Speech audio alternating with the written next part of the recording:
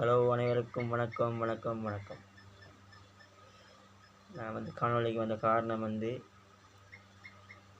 என்னென்னு சொன்னால் நான் புத்தகத்துக்கு வேலைக்கு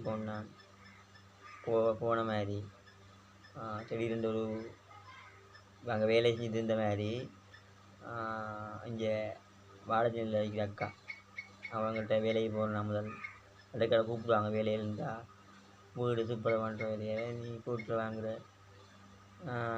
ஜன்னல் கிடைக்கிற, வீடு பண்ணுற வேலையை, நீ கல் மண் அள்ளி போடுற வேலையை அப்படிங்கிற வேலையில் கூப்பிடுவாங்க. செஞ்சு கொடுக்குறேன். நான் சம்பளம் தருவாங்க, நாள் சம்பளம்.